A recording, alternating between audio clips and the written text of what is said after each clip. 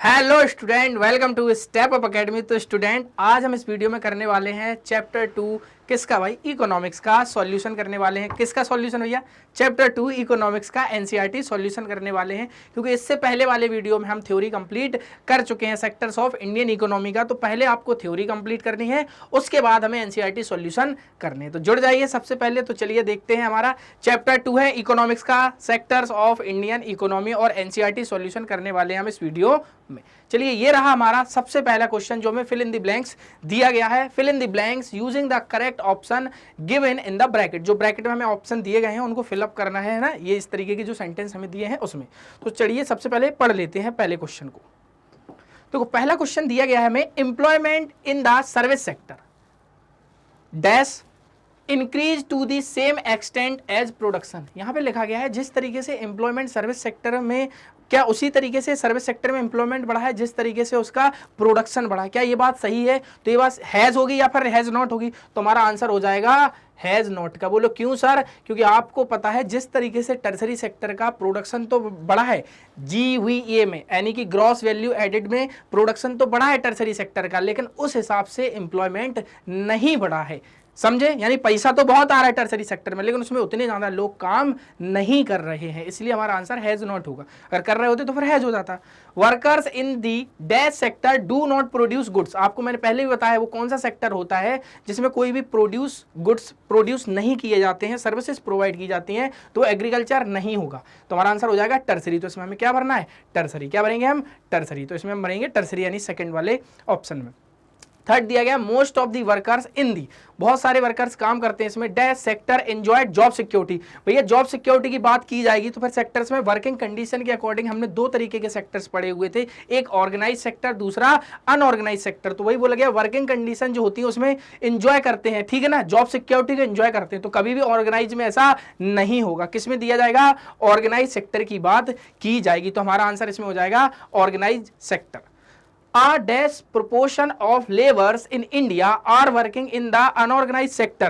तो एक बार बताओ, अनऑर्गेनाइज सेक्टर में जो प्रोपोर्शन है लेबर्स का वो छोटा है या फिर बड़ा है? वो बहुत बड़ा नंबर, तो स्मॉल तो होगा नहीं, तो फिर यहाँ पे क्या हो जाएगा हमारा? लार्ज। तो इस ऑप्शन में हम यहाँ पे क्या भर देंगे फिलर में? लार्ज। अगला है, cotton is a dash, cotton is a dash products and cloth is a dash products. अब बताओ कॉटन कैसा प्रोडक्ट है? क्या मैन्युफैक्चर है? नहीं। तो पहले वाले फिलर में भर जाएगा नेचुरल, और दूसरे फारे में भर जाएगा हमारा ये, क्योंकि क्लॉथ मैन्युफैक्चरिंग है ना, क्योंकि कॉटन तो हमारा क्या है? प्राइमरी सेक्टर से रिलेटेड, यानी कि एग्रीकल्चर से रिलेटेड रॉ मटेरियल है, तो ये नेचर के तरीके से हमें मिल रहा है, लेकिन उससे हम कपड़े बन रहे हैं, तो उसका हम मैन्युफैक्चर कर रहे हैं। तो यहाँ पे हम पहले वाले में भरेंगे हम नेचुरल, और दूसरे वाले में भरेंगे हम मैन्युफैक्चर्ड। इतनी बात क्लियर होगी, और आसान आसान से क्वेश्चन है, आप इनको कर सकते हो। The activities in primary secondary and tertiary sector are independent या फिर इंटरडिपेंडेंट। भैया हमें सीधा सा पता है प्राइमरी सेकेंडरी टर्सरी सेक्टर की जो एक्टिविटीज हैं वो आपस में कभी भी इंडिपेंडेंट नहीं है, क्या है? इंटरडिपेंडेंट है। तो हमारा इसमें आंसर हो जाएगा इंटरडिपेंडेंट। तो इस तरीके से हमें ये फिलअप करने थे, पहला वाला क्वेश्चन हमारा कंप्लीट हो जाता है।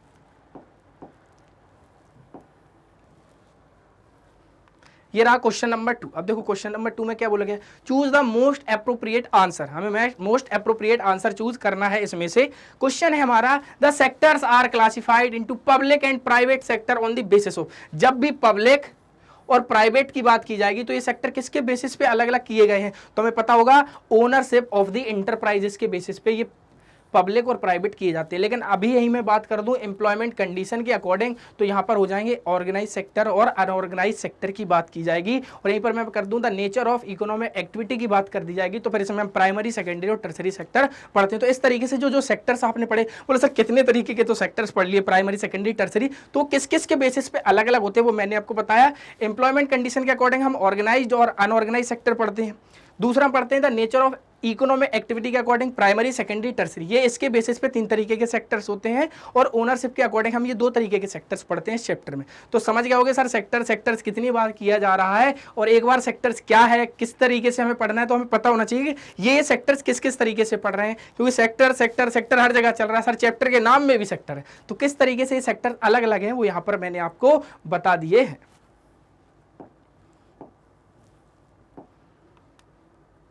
है ना। ये चलो अगले क्वेश्चन पे, ये बी वाला question, production of a commodity mostly through the natural process is an activity in that sector. देखो प्रोडक्शन जब भी किया जा सकता है तो भैया उसमें लिखा जाता है कि नेचुरल प्रोसेस से होता है, तो नेचुरल प्रोसेस से हो रहा है तो is an activity in that sector, किस सेक्टर की एक्टिविटी होती है, तो नेचुरल प्रोसेस की बात की जाएगी, तो ये तो कभी होगा ही नहीं। टर्सरी सर्विस से रिलेटेड नहीं होगा, ये मैन्युफैक्चरिंग से रिलेटेड नहीं होगा। तो जब भी हमसे बोला गया, जैसे ही बोला गया नेचुरल प्रोसेस, तो आंसर ए वाला हो जाएगा, यानी कि प्राइमरी। क्या प्राइमरी, तुम्हारा आंसर हो जाएगा ऑप्शन ए, यानी फर्स्ट वाला प्राइमरी।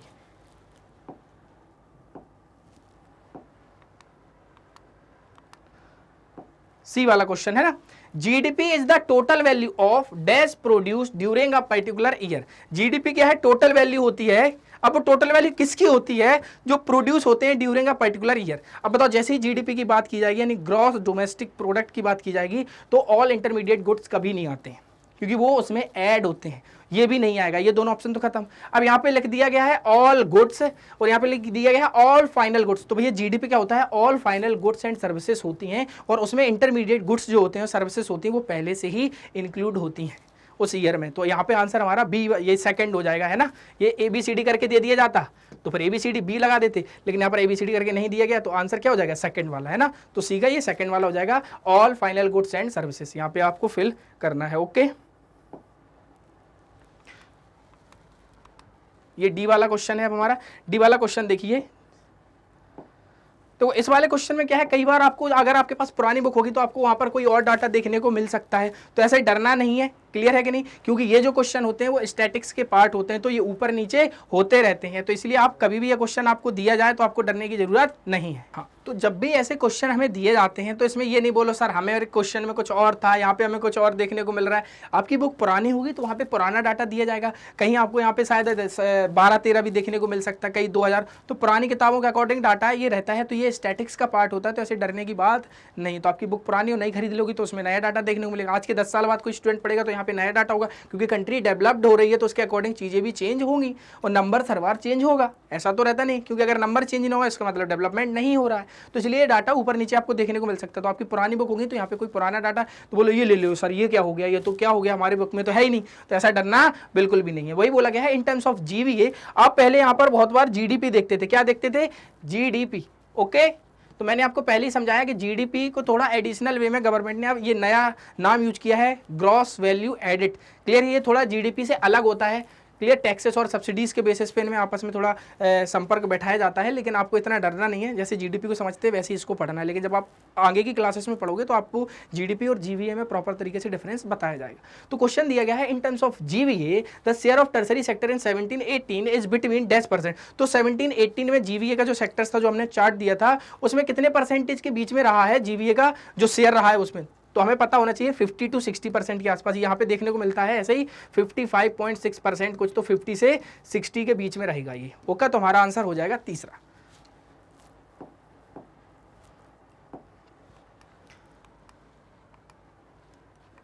है ना, हाँ अच्छा इसमें चौथा लिखा है क्या, हाँ यहाँ पे ये मिस्टेक है तो इसको सही कर लेना, ये हमारा तीसरा हो जाएगा। ठीक है ना, हाँ ये थर्ड ही है ना, हाँ ये थर्ड, तो यहाँ पे डरना नहीं है, तो ये थर्ड वाला हो जाएगा हमारा आंसर, ये रहा। अगला क्वेश्चन, क्वेश्चन नंबर 3। अब मैच दी फॉलोइंग, हमें यहाँ पर मैचिंग करनी है। क्या करनी है भैया, मैचिंग करनी है। तो problem faced by farming sector, मतलब वो प्रॉब्लम जो फार्मर्स सेक्टर के द्वारा फेस की जाती हैं, और सम पॉसिबल मेजर्स, उनके अलावा उनसे रिलेटेड क्या पॉसिबल मेजर्स लिए जा सकते हैं। ओके, तो देखो सबसे पहला दिया गया है अनइरिगेटेड लैंड, तो इसको आप किस तरीके से मैच करोगे, तो ये हो नहीं सकता कभी। जब आप इसको पढ़ोगे तो इसमें ऐसा कुछ दिख ही नहीं रहा है कि भाई जहां पर इरिगेशन की फैसिलिटी ना हो, तो उससे रिलेटेड हम क्या कर सकते हैं, क्या ऐसा कुछ हो सकता है, ये भी नहीं हो सकता है। Procurement of food grains by government, ये भी नहीं हो सकता। Construction of canals bye the government, ये इसमें एकदम मैच बैठ रहा है, तो पहले का ये हो जाएगा हमारा डी, पहले का हो जाएगा हमारा D.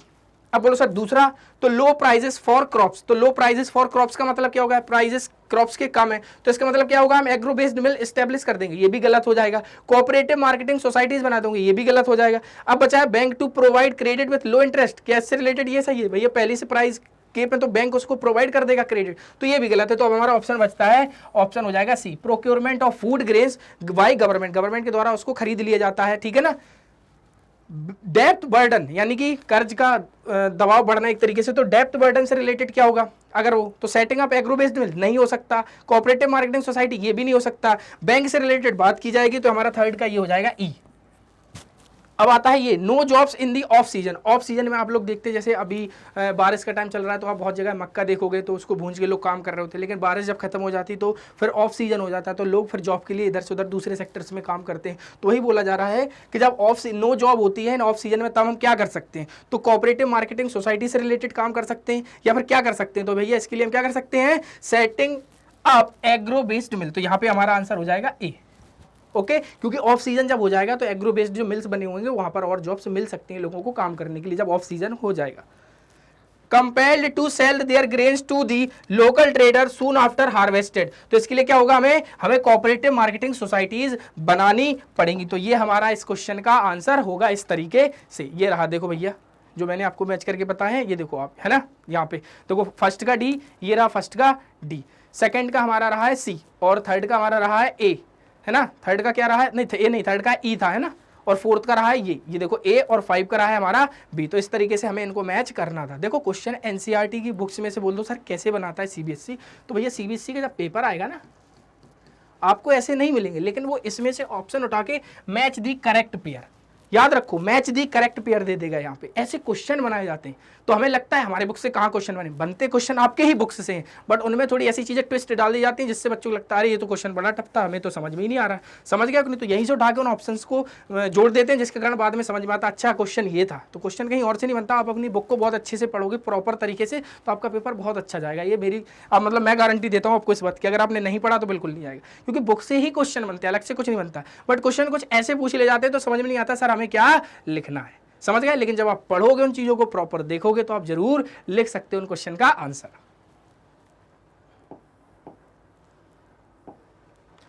Question number 4, find the odd one out and से व्हाई। ठीक है ना, find the odd one out find करना है और ऐसा क्यों है वो उसको भी बताना है हमें। तो हमें पहला क्वेश्चन दिया गया है टूरिस्ट, गाइड, धोबी, टेलर, पोर्टर। अब आप इसको जैसे ही पढ़ा आपने देखा हाँ ठीक है, आपने जैसे देखा टूरिस्ट तो आपको समझ में आ जाएगा कि टूरिस्ट सबसे अलग है, क्लियर है। आप एक तरीके से ये भी बोल सकते हो कि ये सब अनऑर्गेनाइज सेक्टर में वर्क कर रहे हैं, ये ऑर्गेनाइज सेक्टर में कर रहा है।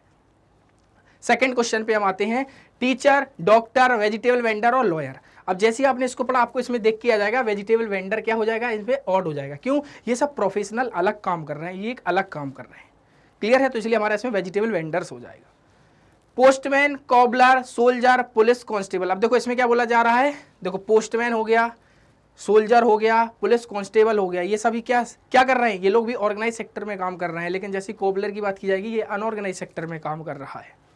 MTNL, Indian railway, air India, jet Airways, all India radio, तो इनमें से सबसे अलग क्या हो जाएगा, तो भैया ये देखो ये क्या है, ये भी पब्लिक सेक्टर से रिलेटेड बात की जा रही है। Indian railway public sector, air India public sector और ऑल इंडिया रेडियो ये भी पब्लिक सेक्टर है, लेकिन जेट एयरवेज ये प्राइवेट सेक्टर की कंपनी है, तो इसलिए ये हमारा आंसर यहाँ पर हो जाएगा। तो वही हमसे बोला गया कि कौन है इन सभी में से अलग, तो इनको आप और एक्सप्लेनेशन आप अच्छे से देख सकते हो, यहाँ पर हमें दिया गया है।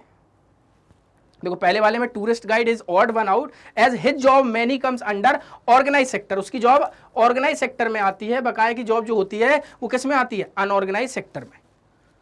Vegetable vendor is the odd one out because he is often unskilled, वो एक अनस्किल्ड लेबर है, मतलब अनस्किल्ड काम कर रहा है, लेकिन बकाया के जो अदर लोग हैं वो क्वालिफाइड प्रोफेशनल्स होते हैं, इसलिए वो हमने अभी बात की थी वेजिटेबल वेंडर उनमें से अलग हो जाए क्योंकि हमें ऑड वन आउट फाइंड करना था। Cobbler is the odd one because he works in the unorganised sector, तो कॉबलर किसमें, अनऑर्गेनाइज सेक्टर में काम कर रहा है, बकाया के सभी ऑर्गेनाइज सेक्टर में काम कर रहे हैं, इसलिए ऑड हो जाएगा। Jet Airways is the odd one because it's come under the private sector, ये प्राइवेट सेक्टर में आ रहा है, बकाया की जो कंपनीज थी वो पब्लिक सेक्टर्स में आ रही हैं, इसलिए जेट एयरवेज अलग हो जाएगा। अब देखते हैं अगला क्वेश्चन हमारा, क्वेश्चन नंबर 5। अब क्वेश्चन नंबर 5 हमें करना है भैया, देखो अब क्वेश्चन नंबर 5 में क्या बोला गया है, a research scholar looked at the working people in the city of Surat and found the following. एक रिसर्च स्कॉलर था, उसने भैया इस तरीके का डाटा निकाला सूरत सिटी से कि प्लेस ऑफ वर्क क्या है भैया, नेचर ऑफ एम्प्लॉयमेंट कैसा है वहां पे, परसेंटेज ऑफ वर्किंग पॉपुलेशन कैसी है, ठीक है। अब देखो इसको हमें फिल करना है, तो सबसे पहले दिया गया था in office and factories registered with the government, जो ऑफिस और फैक्ट्रीज गवर्नमेंट से रजिस्टर्ड है वो ऑर्गेनाइज सेक्टर में आएंगी, और यहाँ पे परसेंटेज ऑफ वर्किंग पीपल कितने, 15% है। दूसरा बोला जा रहा है own shop, office, clinic in market place with formal licence. देखो एक बात सुनना, अगर यहाँ पे ये वर्ड ना होता तो फिर ये अनऑर्गेनाइज सेक्टर हो जाता, लेकिन ऐसी देखा है फॉर्मल लाइसेंस, तो ये प्रॉपर तरीके से रन किया जा रहा है और यहाँ पर गवर्नमेंट की गाइडेंस को फॉलो किया जाएगा। तो ये किसके अंदर आएगा, यहाँ नंबर तो दे दिया गया लेकिन नेचर ऑफ एम्प्लॉयमेंट कैसा होगा, सेम होगा ऑर्गेनाइज सेक्टर की। क्या होगा, ऑर्गेनाइज सेक्टर की। तो यहाँ पे आ जाएगा ऑर्गेनाइज। अब लिखा है people working on the street, construction workers, domestic workers, तो ये आपको पता है अनऑर्गेनाइज सेक्टर का पार्ट है, तो यहाँ पर आ जाएगा अनऑर्गेनाइज सेक्टर।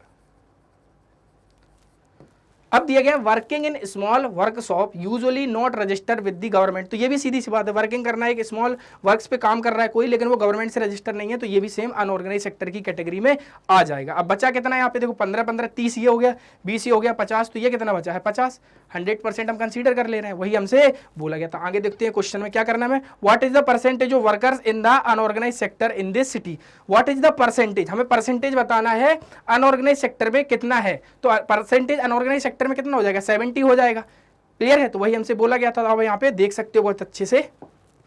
ओके, ये देखो, अब देखो वही टेबल दी गई है, तो देखो ये दोनों तो ऑर्गेनाइज्ड में चला गया था, तो ये दोनों अनऑर्गेनाइज्ड में, यहाँ 15 15 20 दिया गया, तो यहाँ पे कितने आ जाएंगे 50, तो वही हमसे पूछा गया अनऑर्गेनाइज सेक्टर में, तो ये दोनों तो ऑर्गेनाइज सेक्टर में वर्क कर रहे हैं लेकिन ये दोनों अनऑर्गेनाइज सेक्टर में कर रहे हैं, तो 50 ये 20 ये 70% ये हो जाएगा और 30% यहाँ पे किसका हो जाएगा, ऑर्गेनाइज सेक्टर का परसेंटेज हो जाएगा। क्वेश्चन नंबर 6, अब क्वेश्चन नंबर 6 में हमसे क्वेश्चन पूछा जा रहा है, do you think the classification of economic activity, आप सोचते हैं, क्या आप सोचते हैं कि क्लासिफिकेशन जो इकोनॉमिक एक्टिविटीज के बेसिस पे किया गया है, प्राइमरी सेकेंडरी एंड टर्सरी, क्या ये यूजफुल है, यूजफुल है तो एक्सप्लेन हाउ, यह कैसे यूजफुल है। क्लियर है, अब देखो यहाँ पे, अब देखो इसको, देखो एक बात बताएं, अगर आपको जो primary secondary nature of activity के अकॉर्डिंग क्लासिफिकेशन किया गया है प्राइमरी सेकेंडरी एंड टर्सरी में, वो नहीं किया जाता तो हमें ये भी नहीं पता चलता किस सेक्टर से कितना जीडीपी आ रहा है हमारी कंट्री में, कौन कौन सेक्टर कितना कंट्रीब्यूट कर रहा है जीडीपी में कंट्री की में, प्लस साथ में उस सेक्टर में कितने परसेंटेज लोग काम कर रहे हैं, तो ये सारी चीज़ें हमें इस डाटा से पता चलती हैं। तो वही दिया गया the classification of economic activities in primary secondary and tertiary useful on account of the information its provide, भैया ये हमें प्रोवाइड करता है हाउ, कैसे and where the people of country are employed. Also, this help in understanding as to which sector of economic activity contributes how much to country's GDP and per capita income, कौन सा sector country में GDP में contribute कर रहा है, पर capita income से related भी बात की जाएगी, सीधी सी बात है, क्योंकि पर कैपिटा इनकम ने चैप्टर नंबर 1 में पढ़ रखी है, डेवलपमेंट से रिलेटेड जब चैप्टर था। It tells the economic planners, हमें इकोनॉमिक प्लानर से रिलेटेड बताता है as to which sector requires development and how much from the analysis new ways of development could be devised, like if the tertiary sector is developing much faster than the primary secondary, it implies that more measures should be taken to increase productivity in agriculture। तो भैया सीधी सी बात है, कोई भी sector का development हो रहा है तो वो दूसरे सेक्टर्स को भी बूस्ट देगा, जिसके कारण वो सेक्टर्स भी ऊपर उठेंगे। तो भाई कोई भी सेक्टर से बढ़ेगा तो हमें ये भी पता चल जाता है कौन सा सेक्टर में अभी भी काम करने की जरूरत है। मान लो गवर्नमेंट को चला प्राइमरी सेकेंडरी टर्सरी, भाई प्राइमरी में हो सकता है गवर्नमेंट को पता चला कि कंट्री की जीडीपी में पैसा कम आ रहा है प्राइमरी सेक्टर से, तो भाई गवर्नमेंट ये सोचेगी कि प्राइमरी सेक्टर में और कौन से इनिशिएटिव लिए जाए जिससे इस सेक्टर को बढ़ाया जाए। क्लियर है, तो ये सारी चीज़ों पे रिसर्च भी की जाएगी और की जाती है, तभी इसी के बेसिस पे हमारे सामने जो डाटा आता है वो हमें पता चलता है और गवर्नमेंट को ये भी पता चलता है कि किस सेक्टर में क्या काम करें जिससे उस सेक्टर को और तेजी के साथ ग्रो किया जा सकता है। आज आप देख रहे होंगे कंट्री में कितनी सारी इंफॉर्मेशन टेक्नोलॉजी से रिलेटेड IT कंपनीज है, वो क्यों है, क्योंकि टर्सरी सेक्टर को भी गवर्नमेंट ने बूस्ट दिया है, जिसके कारण आज टर्सरी सेक्टर में बहुत तेजी के साथ आगे दिखाई दे रहा है और आप देखते होंगे कि टर्सरी सेक्टर किस तेजी के साथ बढ़ रहा है। तो गवर्नमेंट ये भी देखती है कि प्राइमरी सेक्टर क्यों घट रहा है, हमें उस पर क्या काम करने हैं, सेकेंडरी सेक्टर में और क्या करना चाहिए जिससे आसानी से यहाँ पर हमारी बाहर से और कंपनीज आए, यहाँ पे काम करें, लोगों को एम्प्लॉयमेंट मिले और कंट्री की जीडीपी भी बढ़े। तो इस तरीके से पूरी प्रोसेस कंटिन्यू चलती है। Question number 7, for each of the sector that we came across in this chapter why should one focus on employment and GVA. हमने इस चैप्टर में अलग अलग सेक्टर्स पढ़े लेकिन फोकस ज्यादातर हमारा एम्प्लॉयमेंट और जीवीए से रिलेटेड ही क्यों था। Could there be other issue which should be examined, क्या और अलग भी इशू हो सकते हैं क्या, तो उन पे डिस्कस कीजिए। तो वही हमसे बात की जा रही है। अब देखो यहाँ पे जीवीए मतलब जीडीपी का, समझ लो जीडीपी को भूल के हमने नया नाम याद किया है जीवीए, ग्रॉस वैल्यू एडेड। और लिखा है for each of the sector mentioned we have focused mainly on employment and GVA. This is because, हम इस पे इतना फोकस इसलिए कर रहे हैं बिकॉज ग्रोथ इन जीवीए यानी growth in gross value added and employment are common goals for 5 year plans and they also determine the size of country's economy. हम इस पे इतना काम इसलिए कर रहे हैं, इतना फोकस इसलिए कर रहे हैं क्योंकि भैया गोल है 5 ईयर प्लान से रिलेटेड। क्लियर है कि भैया गवर्नमेंट अगर आएगी हमारी कंट्री में 5 साल के लिए, जो भी प्रधानमंत्री रहेंगे उस पर देखेंगे कि भैया 5 साल में कहाँ कहाँ डेवलपमेंट हो रहा है, लोगों को काम कितना मिल रहा है, कंट्री में पैसा कितना जनरेट हो रहा है, उनकी बात की जाएगी। अब focus on employment and GVA help us to calculate and monitor important factor like per capita income कितना बढ़ा है, लोगों के हर एक इंडिविजुअल के पास कितना पैसा बढ़ा है, प्रोडक्टिविटी कितनी बढ़ी है, चेंजेस इन एम्प्लॉयमेंट रेट्स, कि एम्प्लॉयमेंट रेट्स में भी चेंज हुए हैं कि नहीं, and contribute to GVA by the 3 sectors of economy and thus take necessary step to require for the improvement for the country's economic as a whole. इसके अलावा हमने जैसे मान लो बात की एम्प्लॉयमेंट की, कितना एम्प्लॉयमेंट हुआ, पैसा कितना आया, और ऐसा क्या क्या और काम किया जा सकता है जिससे कंट्री की ग्रोथ बढ़े, तो उन सब की बात यहां पर की जाती है। और कौन से एम्प्लॉयमेंट में कितना चेंजेस हुआ है, तो वो सारी बातें यहां पर की जाती हैं। क्या हो गया,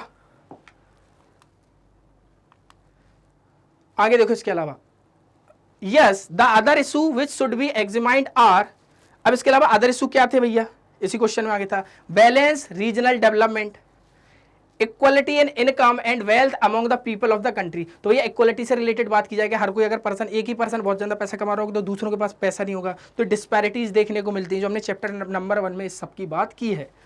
एरेडिकेट पॉवर्टी, पॉवर्टी को कम करना, क्योंकि भैया एक बार बताओ, जिस सेक्टर में जितना पैसा आ रहा है, जिसमें कम आ रहा है उसमें लोग कम कम कर रहे हैं या फिर कर नहीं पा रहे हैं, तो उन सबसे गवर्नमेंट लेके स्टेप्स लेती है, अलग अलग स्कीम्स को लेके आती है, जिसके कारण उस सेक्टर में लोग काम करते हैं और उनकी प्रोडक्टिविटी बढ़ती है, जिससे पॉवर्टी कम हो। मॉडर्नाइजेशन ऑफ टेक्नोलॉजी, हर सेक्टर में आज की स्थिति में आप देखते हो, मैं आपसे जुड़ा हूँ टेक्नोलॉजी के द्वारा, तो हर सेक्टर्स में आप टेक्नोलॉजी का मॉडर्नाइजेशन देख सकते हो, अलग अलग मशीन्स आ गई, टूल्स आ गए, आप लोग बहुत सारे यूज भी करते होगे टूल, है ना। ऐसे self reliance of the country होता है। इसके अलावा achievement of surplus food production in the country, और अचीवमेंट होता है सरप्लस फूड का, इन सब रिलेटेड ये सारे इशू जो होते हैं इसके अलावा एग्जामिन किए जाते हैं, मतलब और भी सेक्टर उससे बढ़ते हैं। यहाँ पे सीधी सी बात की गई, पॉवर्टी कम होगी, नई नई टेक्नोलॉजी यूज करेंगे कंट्री के लोग, तो एम्प्लॉयमेंट नया जनरेट होगा, कंट्री में और कॉन्ट्रीब्यूशन बढ़ेगा, किसका, जीडीपी का। तो ये सारी चीजें बात की जाती हैं, और ये इशू और जो थे, क्लियर है। चलिए देखते हैं अब इसमें हम, है ना। तो देखो ये रहा हमारा वो टेबल जिसमें हमसे क्वेश्चन में बोला गया है, यहाँ पे नेचर ऑफ वर्क है, यानी मतलब कौन क्या काम कर रहा है, वो सारी चीजें दी गई हैं यहाँ पे। और यहाँ पे दिया गया है नेचर ऑफ एक्टिविटी, यानी प्राइमरी सेक्टर की है, टर्सरी सेक्टर की है, या फिर सेकेंडरी सेक्टर की। और यहाँ पर हमें सेक्टर दिया गया है ऑर्गेनाइज और अनऑर्गेनाइज वे में। क्या होता है यहाँ पे नेचर ऑफ एक्टिविटी, वो तो होगी, लेकिन साथ में हमने कहा कि इनको भी अलग अलग सेक्टर्स में डिवाइड किया गया है। नेचर ऑफ एक्टिविटी के अकॉर्डिंग प्राइमरी, सेकेंडरी और टर्सरी है। और यहीं पर अगर हम बात करें वर्क कंडीशन के अकॉर्डिंग, तो हमने ऑर्गेनाइज्ड और अनऑर्गेनाइज्ड वे में डिवाइड करके रखा है। तो आपको जो बैंक कलर लग रहा है जो टर्सरी सेक्टर में आता है नेचर ऑफ एक्टिविटी के अकॉर्डिंग, वही यहां पर अकॉर्डिंग टू वर्क कंडीशन वो किस सेक्टर में आ जाएगा, ऑर्गेनाइज सेक्टर में। ऐसे ही फ्रीलांस कार्टूनिस्ट है जो फ्रीलांस तरीके से कार्टून बनाता है अलग अलग लोगों के लिए, वो टर्सरी सेक्टर में तो आ ही रहा है, लेकिन वो अनऑर्गेनाइज्ड है, क्योंकि जिस दिन काम मिलना बंद हो जाए, उसको फ्रीलांसिंग तरीके से काम ना मिले, तो फिर वो ऑर्गेनाइज वे में काम नहीं कर रहा है। आगे आता है कंस्ट्रक्शन वर्कर, तो आपको पता ही सेकेंडरी सेक्टर में आएंगे, और इसके अलावा अनऑर्गेनाइज सेक्टर में चले जाएंगे। डॉक्टर्स इन एम्स में जो डॉक्टर्स हैं वो टर्सरी सेक्टर में बिकॉज सर्विसेज प्रोवाइड कर रहे हैं वो, और इसके अलावा वो ऑर्गेनाइज सेक्टर में काम कर रहे हैं अकॉर्डिंग टू वर्क कंडीशन है, और ये है नेचर ऑफ एक्टिविटी के अकॉर्डिंग। मैंने आपको 3 तरीके से क्लासिफिकेशन पढ़ा है अलग अलग सेक्टर्स का, वो आपको बहुत अच्छे से पता होगा। तो डीटीसी बस ड्राइवर तो टर्सरी सेक्टर में आएगा और ऑर्गेनाइज सेक्टर में इसलिए आएगा क्योंकि यहाँ पर प्रॉपर डॉक्यूमेंटेशन के बाद ही ड्राइवर को जॉब प्रोवाइड की गई होगी। अब आता है हमारा आगे एक वाली टेबल और है हमारे पास, इसमें दिया गया फार्मर तो प्राइमरी सेक्टर में आता है, और इसके अलावा ये अनऑर्गेनाइज सेक्टर में है। और इसके अलावा आता है guest house receptionist, tertiary sector में सर्विसेज प्रोवाइड कर रही है, इसलिए अनऑर्गेनाइज सेक्टर में आएंगे, क्योंकि इन्हें कभी भी जॉब से निकाल दिया जाए, ओके, तो इसलिए अनऑर्गेनाइज सेक्टर है। इसके अलावा माइन वर्कर्स प्राइमरी सेक्टर में आएंगे, क्योंकि हमें पता है प्राइमरी से रिलेटेड ही काम किया जाता है, तो ये प्राइमरी सेक्टर में आएंगे नेचर ऑफ एक्टिविटी के अकॉर्डिंग। लेकिन सेक्टर्स यहाँ पे कौन सा देखने को मिल जाएगा, ऑर्गेनाइज। अब आप कहोगे अरे सर कई बार माइन वर्कर तो अनऑर्गेनाइज में आते हैं, तो देखो ऐसा है, माइन वर्कर्स भी ऑर्गेनाइज कैटेगरी में तब आ रहे हैं जब उनका प्रॉपर डॉक्यूमेंटेशन करने के बाद सारी चीजें उन्हें प्रोवाइड की गई हैं। और आप कई जगह माइन वर्कर्स को अनऑर्गेनाइज सेक्टर में भी देखोगे जहां पर पूरा डॉक्यूमेंटेशन नहीं करने के बाद ऐसे ही रिक्रूट कर लिया जाता है और काम कर रहे हैं ऐसा। तो आप दोनों जगह देख सकते हो, लेकिन ये यहाँ पर अगर ऑर्गेनाइज लिखा है तो ये माइन वर्कर प्रॉपर डॉक्यूमेंटेशन के साथ ही काम कर रहे होंगे उस फैक्ट्री में जो भी है माइन साइट पे वहां पे। इसके अलावा ओन टेलरिंग शॉप, खुद की टेलरिंग शॉप है तो टर्सरी में आएगी, लेकिन इसके अलावा ये अनऑर्गेनाइज सेक्टर में आएगा, क्योंकि कभी भी बंद हो जाए, कोई दिक्कत हो जाए, पैसे की फंडिंग की कमी पड़ जाए तो ये बंद भी हो जाती है। Public sector factory supervisor secondary में आएगा और ऑर्गेनाइज्ड वे में आएगा, क्योंकि पब्लिक सेक्टर में क्या है, ऑर्गेनाइज्ड वे में काम कर रहे होंगे, प्रॉपर इनका डॉक्यूमेंटेशन होगा, उसके बाद ये काम कर रहे होंगे सुपरवाइजर किसी फैक्ट्री में। तो ये अकॉर्डिंग टू वर्क कंडीशन के अकॉर्डिंग किस में आ गया, ऑर्गेनाइज्ड में, लेकिन अगर हम बात कर रहे हैं तो ये सेकेंडरी में आ जाएगा हमारा नेचर ऑफ एक्टिविटी के according. We classify them according to the nature of activity के अकॉर्डिंग हमने क्लासीफाई किया है, and where they are working in organised and unorganised sector. This is useful on an account of the information के account से related बहुत information बहुत जरूरी होती है, प्लस साथ में इट्स प्रोवाइड करती है हमें हाउ कैसे और where the people are employed, कैसे और कहां पर लोग एम्प्लॉय हैं, वो सारी डिटेल्स इसमें हमें बताई जाती है। तो ये हमें क्वेश्चन दिया गया था जो हमने सॉल्व कर लिया है। Question number 9, how is the tertiary sector different from other sector. कैसे टर्सरी सेक्टर अदर सेक्टर से मतलब डिफरेंट है, और illustrate with a few example के साथ हमें इसे बताना है। तो चलिए देखते हैं इस क्वेश्चन को। देखो सबसे पहला टर्सरी सेक्टर क्या है भैया, बेसिक फैसिलिटी गवर्नमेंट को प्रोवाइड करनी पड़ती है अपने सिटीजन्स को लेकर, तो इसलिए वो सेक्टर बहुत तेजी के साथ बढ़ रहा है, इसलिए वो डिफरेंट है दूसरे सेक्टर से, क्योंकि उसमें सर्विस सेक्टर से रिलेटेड बात की जाती है। यहाँ पर कोई गुड्स प्रोड्यूस नहीं होता है, लेकिन यहाँ पे सर्विसेज बहुत सारी होती हैं। ओके, तो वही बोला गया the tertiary sector is different from other to sectors. दो अलग सेक्टर कौन से, प्राइमरी और सेकेंडरी से किस तरीके से अलग है, because the other sectors produce goods, other sector goods को प्रोड्यूस करते हैं, but this sector does not produce goods, ये सेक्टर गुड्स को प्रोड्यूस नहीं कर सकता है ना, बाय इटसेल्फ, अपने आप से। Instead, the tertiary sector activities help in the development of the primary and secondary sector। तो भाई tertiary sector help करता है primary और secondary sector के development से related। The activity of tertiary sector and aid to provide support provide करती है the production process को। For example, transport हो गया, क्लियर है, इसके अलावा communication हो गया, ये tertiary, storage हो गया, banking, इंश्योरेंस हो गया, ट्रेड हो गया, activities etcetera. For the reason this sector is also known as the service sector. तो ये क्या करता है, उन दोनों सेक्टर्स को क्या है, एक तरीके से सपोर्ट प्रोवाइड करता है, जिसके कारण वो सेक्टर भी बूस्ट कर सकते हैं। तो हमसे एग्जांपल भी दिए गए हैं, जैसे ट्रांसपोर्ट है, कम्युनिकेशन है, स्टोरेज है, बैंकिंग, इंश्योरेंस है और ट्रेड है। तो ये सारी चीजें, तो भैया आप ट्रांसपोर्टेशन का यूज कर रहे हैं, मान लीजिए आपके यहाँ पे बहुत अच्छे गेहूं की फसल होती है, तो आपने उसको स्टोर करके रखा, वेयर हाउस बनाए, टर्सरी सेक्टर में आ गया। इसके अलावा आप वहाँ को एक जगह से दूसरी जगह ट्रांसफर कर रहे हो, तो ट्रांसपोर्ट की भी जरूरत पड़ेगी। तो ये किस तरीके से हेल्प कर रहा है प्राइमरी सेक्टर की चीजों को अलग अलग जगह भेजने के लिए। तो ये क्या है, दोनों का सपोर्ट करता है, जिसके कारण वो सेक्टर भी ग्रो करते हैं। ओके, तो यही बोला गया था कि किस तरीके से और कैसे टर्सरी सेक्टर डिफरेंट है अदर सेक्टर से। अब आता है question number 10, what do you understand by disguised unemployment. आप क्या समझते हैं डिसगाइज्ड अनएम्प्लॉयमेंट से, क्या समझते हैं, explain with an example each from the urban and rural case का एक एक एग्जांपल भी हमें इसमें देना है। तो डिसगाइज्ड अनएम्प्लॉयमेंट मैंने आपको पहले भी, इससे पहले समझाया था कि क्या होता है, जितनी जरूरत है उससे ज्यादा लोग वहां काम कर रहे हैं, क्योंकि वो डिसगाइज्ड है। मान लो मैंने इससे पहले एग्जाम्पल बताया था, एक खेत है, वहां पे मान लो 10 लोग काम कर रहे हैं, लेकिन जरूरत केवल 2 ही की है। अगर वो 8 चले भी जाते हैं तो उस खेत से जो भी प्रोडक्शन होगा क्रॉप का, उसमें कोई भी फर्क नहीं पड़ेगा। तो वो 8 जो पर्सन थे वो डिसगाइज्ड की कैटेगरी में आते हैं। वो हो सकता है अगर दूसरे सेक्टर में जाएंगे तो अच्छी जॉब कर सकते हैं। यही दिया गया था, डिसगाइज्ड अनएम्प्लॉयमेंट ओकर वहां पर होता है when more people are employed, जहां पर बहुत सारे लोग एम्प्लॉयड होते हैं फॉर द सेम वर्क, एक ही काम के लिए, देन एक्चुअली रिक्वायर्ड, जितनों की जरूरत होती है उससे ज्यादा लोग वहां पे काम कर रहे होते हैं, इसलिए वो डिसगाइज्ड की कैटेगरी में आते हैं। Okay, unemployment when some of them are removed, उनमें से कुछ को अगर निकाल भी दी जाए तो the outputs will not reduce, outputs जो भी निकलेगा प्रोडक्शन का वो रिड्यूस नहीं होता है।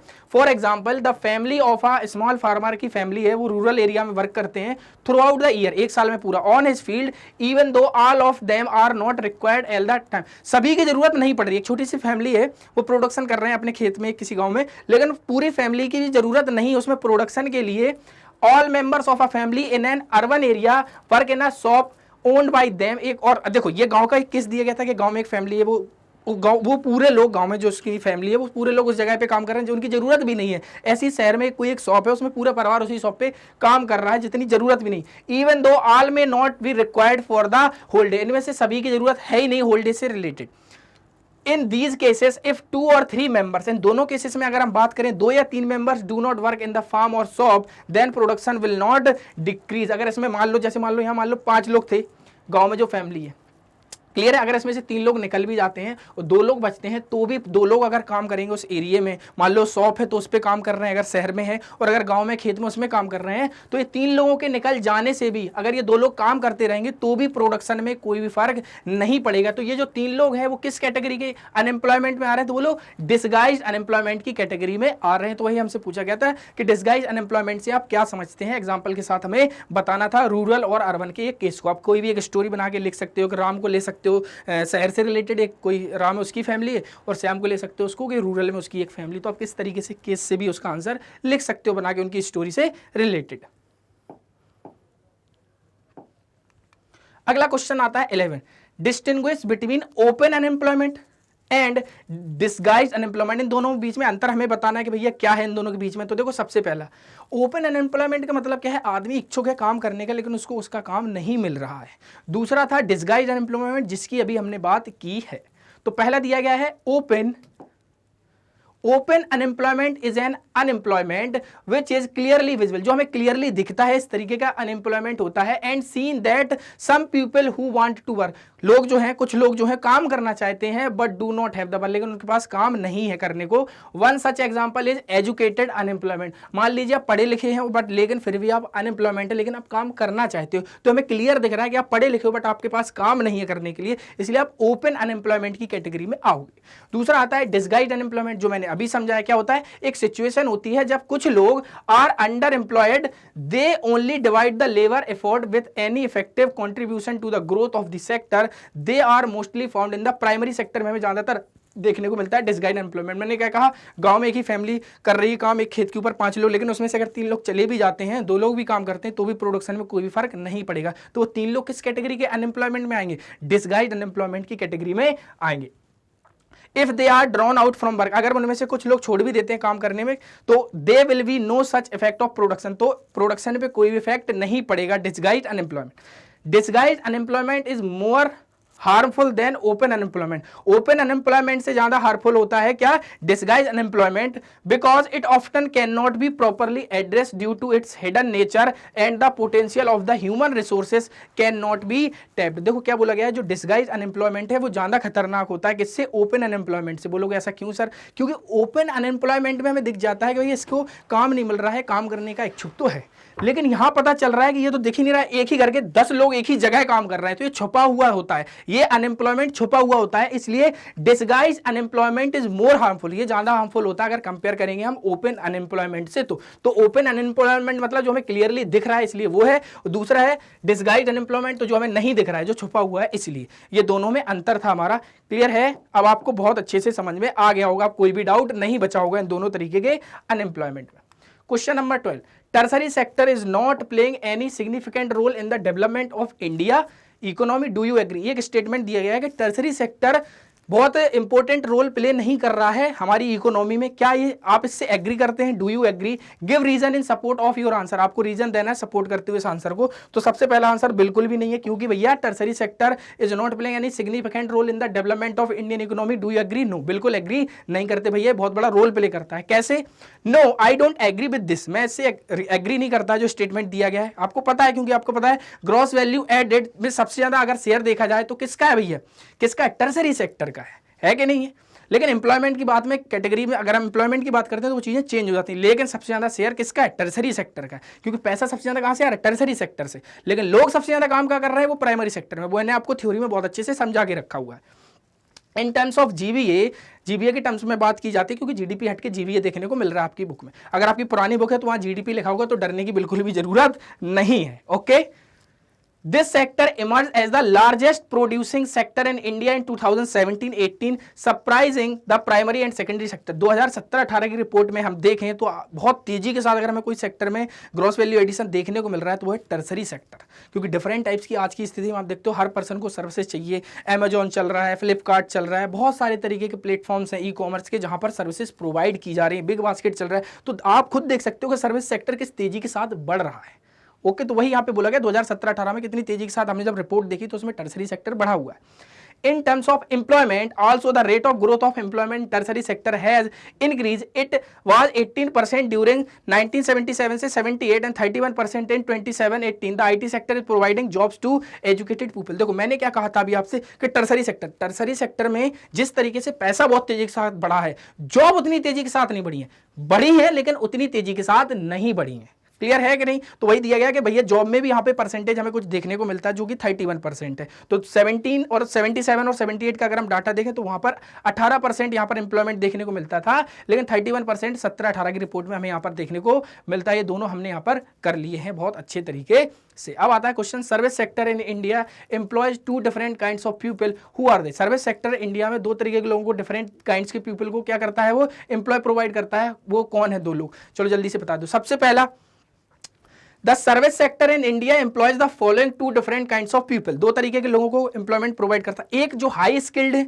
अब हाई स्किल्ड कैसा है? देखो जैसे सबसे अच्छा समझ लो, मान लीजिए आपको अलग अलग कंपनीज के प्लेटफॉर्म पसंद है, जैसे अमेजॉन है, फ्लिपकार्ट है, स्विगी है, जोमेटो, ये सारी चीजें आप यहाँ पे देखते हो। दो तरीके के लोग होते हैं, एक जो आपको फूड डिलीवर कर रहे हैं, दूसरा वो जो फूड डिलीवर कर रहे हैं वो ऐप कैसे बना, तो वो स्किल्ड लोगों के द्वारा बना है, तो वही बोला जाएगा। तो highly skilled and educated people in the public and private sector and the other organised sector में देखने को मिलेंगे। Less skilled and less educated people in unorganised sector और सेल्फ एम्प्लॉयमेंट एक्टिविटीज में देखने को मिलते हैं। तो दूसरा आदमी क्या कर रहा है, भैया उसके पास इतनी स्किल नहीं है, तो उसने, उसके दिमाग था तो उसने कहा भैया बाइक खरीद लेते हैं, बाइक में पीछे बैग रख लेंगे, उसमें अपना जो भी सामान है बेचने का, जहां पे डिलीवर करना है वो हमने दूसरी शॉप से लिया, उसमें रखा तो दे दिया, तो उसको भी उसमें पैसा मिल गया। प्लस साथ में जो बड़ा आदमी जो पीछे बैठा है, कौन पीछे बैठा है, जो कोडिंग करके वो सारे सॉफ्टवेयर को बना रहा है, तो वो स्किल्ड आ गया। दूसरा जो था वो लेस स्किल्ड आ गया, तो जॉब तो दोनों को मिल गई है यहाँ पे। ओके, तो जैसे ही सेक्टर बढ़ रहे हैं तो आप देख रहे हो जॉब भी बढ़ रही है, लेकिन उतनी तेजी के साथ नहीं बढ़ रही है अभी।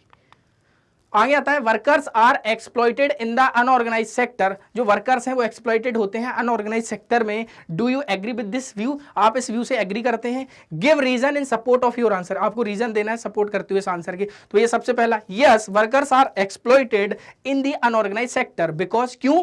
दे are no fixed number of working, उनकी फिक्स्ड नंबर ऑफ वर्किंग नहीं होती है। द वर्कर्स नॉर्मली वर्क 10 से 12 घंटे काम करते हैं without being paid over time, उन्हें ओवर टाइम का भी प्रोवाइड नहीं किया जाता है पैसा। They do not get other allowances apart from the daily wages. Daily wages जो मिलता है उसके अलावा भी उन्हें कोई एक्स्ट्रा अलग तरीके का अलाउंसेस प्रोवाइड नहीं किया जाता। अगर उनकी तबीयत खराब है, वो काम पे नहीं जा पाए, तो उस दिन का उन्हें पैसा नहीं दिया जाता। संडे की छुट्टी नहीं मिलती है और उनको जॉब सिक्योरिटी भी नहीं होती। ये सब हमने बात कर रखी, क्योंकि उन्हें कभी भी उस जॉब से निकाला जा सकता है, तो इसलिए उनका एक्सप्लॉइटेशन होता है इस सेक्टर में, अनऑर्गेनाइज्ड में। Government rules and regulation to protect the labours are not followed in their case. यहाँ पे गवर्नमेंट रूल्स एंड रेगुलेशंस तो लिखे हुए हैं, कंपनी के बाहर चिपके हुए, लेकिन उनको उस तरीके से फॉलो नहीं किया जाता है। There is no job security होती है वहाँ पे। They can be asked to leave the job at any time. वो भैया किसी भी टाइम उनको मना किया जा सकता है जॉब से कि तुम जाओ। वर्कर्स आर पुअरली पेड, उनको बहुत कम पैसा प्रोवाइड किया जाता है। The workers in this sector are generally illiterate and unskilled. इस सेक्टर में जानता है और जो लोग काम करते हैं या तो वो इलिटरेट, पढ़े लिखे कम हैं, या पढ़े भी हैं तो बहुत कम पढ़े हैं, और अनस्किल्ड, और उन्हें कोई ऐसी स्किल भी नहीं आती है। So they are not in a position to bargain और सिक्योर गुड वेजेस। तो उनके पास कोई ऐसी पोजीशन भी नहीं मिलती जिसके कारण उन्हें अच्छा वेजेस प्रोवाइड किए जा सकें। Being poor and without any other better option they can be easily made to accept lower wages. इसके अलावा उनके पास कोई और ऑप्शन बचता ही नहीं है, तो उन्हें मजबूरी में यही काम करना पड़ता है और उन्हें उसी काम का कम पैसा मिलता है। लेकिन मैं यही आपको एक चीज़ समझाने वाला हूँ, अगर आप अपने जीवन में बहुत अच्छी स्किल सीख लेंगे, स्किल समझते हो, आपको जो भी अच्छा लगता है उस एरिया में बहुत अच्छी स्किल अगर आप सीख लेंगे, महारत हासिल कर लेते हैं, तो आपको इस दुनिया में कोई भी बीट नहीं कर सकता। आप खुद से आप अपनी बहुत सारी कंपनी चला सकते हो, या कुछ भी आप खुद से छोटा मोटा जरूर बहुत अच्छा कर सकते हो, क्योंकि आप स्किल सीख चुके हो। तो याद रखो, अगर ये लोग भी स्किल सीखेंगे तो इन्हें भी अच्छी अपॉर्चुनिटीज मिल सकती हैं। तो यहाँ पे सबसे बड़ा आज के समय में जो मुद्दा है, आप अपनी स्किल पे काम करें। अगर आपने अपनी स्किल अच्छी कर ली तो नो डाउट आपको जॉब बहुत अच्छी जरूर मिलेगी और आप अच्छा जरूर करोगे। तो फिर डरने की बात बिल्कुल भी नहीं है। पढ़ाई करिए और उसके बाद आप अपनी कॉलेज में जाओ, जहां भी अपनी स्किल को बहुत अच्छा जरूर कीजिए। How are the activities in economy classified on the basis of employment condition. तो किस तरीके से एक्टिविटीज को इकोनॉमी में क्लासिफाई किया जाता है on the basis of employment condition. तो हमने दो तरीके से पढ़ रखा है, ऑर्गेनाइज्ड और अनऑर्गेनाइज्ड। नेचर ऑफ एक्टिविटी के अकॉर्डिंग पूछता तो प्राइमरी, सेकेंडरी और टर्सरी, और ओनरशिप के अकॉर्डिंग पूछ लेता तो पब्लिक और प्राइवेट। तो वही यहाँ पे बात की जा रही है। ऑर्गेनाइज सेक्टर में दो तरीके से क्लासिफाइड करते हैं एम्प्लॉयमेंट कंडीशन के अकॉर्डिंग। ऑर्गेनाइज मतलब सारी चीजें ऑर्गेनाइज मिलेंगी, यहाँ पर टाइम से सैलरी मिलेगी, एक्स्ट्रा बेनिफिट्स मिलेंगे, हेल्थ इंश्योरेंस मिलेगा, टाइम से ऑफिस जाना, टाइम से घर आना, ये सारी चीजें यहाँ पे प्रोवाइड की जाती हैं। लेकिन अनऑर्गेनाइज सेक्टर में इसका जस्ट अपोजिट हो जाता है। The organized sector covers those enterprises or place of work where the terms of employment are regular होता है, people have assured होता है, उन्हें काम फिक्स होता है कि भैया आपका ये काम है, ऐसा नहीं कुछ भी करा रहे हैं। Okay, they are registered by government के द्वारा रजिस्टर होते हैं और फॉलो करते हैं वो रूल्स एंड रेगुलेशन जो गवर्नमेंट ने इस सेक्टर्स के लिए बनाई तो दोनों सेक्टर्स के लिए कॉमन बनाई होती है। लेकिन अनऑर्गेनाइज सेक्टर में ऐसी कोई गवर्नमेंट की रूल्स एंड रेगुलेशन चलते ही नहीं, केवल देखने के लिए होते हैं, फॉर्मेलिटी पूरी करने के लिए। Which are given in various law such as the factory law बनाए जाते हैं अगर फैक्ट्रीज में काम कर रहे हो, मिनिमम वेजेस एक्ट बनाए जाते हैं, पेमेंट ऑफ ग्रेट्युटी एक्ट होता है, सॉप एक्ट होता है, etcetera. Example are Reliance Industries Limited, Tata Motors etcetera. जैसे अब विप्रो हो गया, क्लियर है, टीसीएस हो गया, रिलायंस हो गया, है ना, ये सारी कंपनीज जो हैं, तो यहाँ पे लोग क्या है ऑर्गेनाइज सेक्टर में काम कर रहे हैं क्योंकि बड़ी कंपनीज हैं और यहाँ पे प्रॉपर तरीके से काम प्रोवाइड किया जाता है। आपका जो काम है आपको वही करना है। अब आता है unorganised sector. The unorganised sector contains enterprises not registered by government. ज्यादातर यहाँ पे जो चीजें अगर आपको दिख भी रही रजिस्टर है, बट वो देखने के लिए दिख रही है, बट गवर्नमेंट में रजिस्टर होती भी नहीं है। The unorganised sector is characteristic by small and scattered unit. छोटे छोटे स्मॉल और एक्सटर्ड यूनिट हमें देखने को मिलती है छोटी छोटी कंपनीज पे जहां पर लोग काम कर रहे होते हैं। Which do not follow proper rules for employment, के प्रॉपर रूल्स फॉलो नहीं किए जाते। गिव एनी लीव्स और अदर बेनिफिट्स, और उनको ऐसी कोई लीव्स और बेनिफिट्स भी प्रोवाइड नहीं किए जाते हैं। Examples are casual workers and construction की साइड पे जो वर्कर्स काम कर रहे हैं वो अनऑर्गेनाइज सेक्टर में काम कर रहे हैं, शॉप पे काम कर रहे हैं, या फिर गैराजेस में जो लोग काम कर रहे हैं वो ज्यादातर अनऑर्गेनाइज सेक्टर में काम कर रहे हैं। आप भी जब कभी स्कूल की बस से कहीं जा रहे होते, स्कूल की बस से स्कूल ही जा रहे होंगे, तो आप रास्ते में देखते हो बहुत सारी छोटी मोटी शॉप है कोई में, तो सब अनऑर्गेनाइज सेक्टर में काम कर रहे होते हैं लोग। लेकिन कोई बड़ी बिल्डिंग है, प्रॉपर डॉक्यूमेंटेशन हो रहा है, कोई अच्छा बिजनेस का ऑफिस, तो वहां पर ऑर्गेनाइज सेक्टर में लोग भी काम कर रहे होते हैं। तो दोनों तरीके के हमने समझ लिए हैं। ओके, तो वर्क कंडीशन के अकॉर्डिंग ऑर्गेनाइज्ड और अनऑर्गेनाइज्ड की बात की जा रही है यहां पर। Question number 16, compare the employment condition prevailing in the organised and unorganised sector. हमें क्या करना है, एम्प्लॉयमेंट कंडीशन को कंपेयर करना है ऑर्गेनाइज्ड और अनऑर्गेनाइज्ड सेक्टर के बेसिस पे। चलिए देख लेते हैं यहाँ पे। तो comparison of organised and unorganised sector are as follow. Job security in organised sector, workers have job security but in unorganised sector. देखो क्या लिखा है, job security in organised sector में जॉब सिक्योरिटी होती, कंपेयर कर रहे हैं हम दोनों को। Workers have job security but in unorganised sector, यहां पे क्या है, जॉब सिक्योरिटी नहीं होती है। क्लियर है, workers do not have any job security. देखो ऑर्गेनाइज सेक्टर में जॉब सिक्योरिटी है, इसमें जॉब सिक्योरिटी नहीं है अनऑर्गेनाइज में। Their job can be terminated any time, उनकी जॉब किसी भी टाइम टर्मिनेट की जा सकती, किसकी, अनऑर्गेनाइज सेक्टर की। Rules and regulation, the organised sector follow all the rules and regulation and they are registered. जो अब मैंने आपको पहले ही बताया इससे पहले कि ऑर्गेनाइज सेक्टर में जो भी रूल्स एंड रेगुलेशन बनाए हैं उनको प्रॉपर तरीके से फॉलो किया जा सकता है, बट अनऑर्गेनाइज सेक्टर में कुछ भी फॉलो ऐसा नहीं किए जा सकते। जो भी रूल्स एंड रेगुलेशन किए बनाए गए हैं और जो भी चीजें रजिस्टर भी नहीं होती, वो कंपनीज बहुत सारी अनऑर्गेनाइज सेक्टर में काम कर रही लेबर्स को रखती हैं क्योंकि वो गवर्नमेंट में रजिस्टर नहीं है, तो कुछ भी उन्हें फालतू की जो नौटंकी उन्हें लगता है कि ये गवर्नमेंट ने बना के रखा है तो खराब है, तो अपने अकॉर्डिंग उस चीजों को कंटिन्यू करते हैं। इसके अलावा देखो wages workers in organised sector are paid regularly. Wages जो प्रोवाइड किए जाते हैं ऑर्गेनाइज सेक्टर में वो प्रॉपर तरीके से हर मंथ के लास्ट में सैलरी मिल जाएगी आपको, लेकिन अनऑर्गेनाइज सेक्टर में ऐसा कुछ भी नहीं होता और उन्हें जो सैलरी मिलती है हो सकता है उसमें भी कुछ पैसे काट के उन्हें दिए जाए। तो हमें दोनों को कंपेयर करना था यहाँ पर। इसके अलावा कुछ अदर बेनिफिट्स भी दिए जाते हैं। Organised sector pays other benefits like medical facility मिलती है या मेडिकल लीव्स भी मिलती हैं, प्रोविडेंट फंड मिलता है आपको, पेड लीव्स भी प्रोवाइड की जाती हैं अपार्ट फ्रॉम वेजेस। वेजेस के अलावा ये सारी अलग अलग चीजें भी प्रोवाइड की जाती हैं ऑर्गेनाइज्ड सेक्टर में। लेकिन यही बोले अगर अनऑर्गेनाइज सेक्टर की बात करें तो ऐसी कोई भी चीज पे नहीं की जाती है अदर देन सैलरी के अलावा कुछ भी यहाँ पे एक्स्ट्रा नहीं मिलता। पता चलो बोलो सर एक समोसे का पैसा दे दो, तो मालिक कहने लगा अरे भाई साहब सैलरी तो दी है, समोसा उससे खा लो, ठीक है ना। तो ऐसा भी होता है, लेकिन यहाँ पर ऑर्गेनाइज सेक्टर में बहुत सारे बेनिफिट्स प्रोवाइड किए जाते हैं, अदर अलाउंसेस प्रोवाइड किए जाते हैं, लेकिन अनऑर्गेनाइज सेक्टर में ऐसा कुछ भी नहीं होता है। There are fixed number of hour, यहाँ पे काम करना होता है, यहाँ पे लिखा है क्लियर 8 घंटे काम करना है तो 8 ही करना है, लेकिन यहाँ पर ऐसा कोई भी वर्किंग आवर फिक्स्ड नहीं हो सकता। पता लोग यहाँ आज भी आप देखो इंडिया में बहुत सारे जो लोग काम करते हैं अनऑर्गेनाइज सेक्टर में 10-10, 12-12, 14-14 घंटे काम कर रहे होते हैं। चलो अगले क्वेश्चन पे चलते हैं। Explain the object of implementing the MG NREGA 2005, MG NREGA मतलब Mahatma Gandhi national rural employment guarantee act जो 2005 में आता है। तो कहीं आपको नरेगा देखोगे, है ना, मनरेगा देखोगे, सब यही है, नाम चेंज हो जाता है गवर्नमेंट आने के अकॉर्डिंग। तो उससे रिलेटेड बात किया गया, उसके ऑब्जेक्ट्स क्या थे इंप्लीमेंट करने के। तो इसमें हमें पता है 100 डेज का काम गवर्नमेंट प्रोवाइड करेगी, अगर नहीं कर पाती उतने दिन का काम तो वो हमको एक तरीके से एम्प्लॉयमेंट तरीके का हमें अलाउंस प्रोवाइड किया जाएगा। इसके अलावा ये स्टार्टिंग कितने डिस्ट्रिक्ट से की गई थी, तो 625 डिस्ट्रिक्ट से इसको स्टार्ट किया गया था। चलो, तो the object of implementing the MG NREGA 2005, MG से मतलब महात्मा गांधी जगह शुरू के 2 लेटर महात्मा गांधी के नाम को डिनोट्स कर रहे हैं।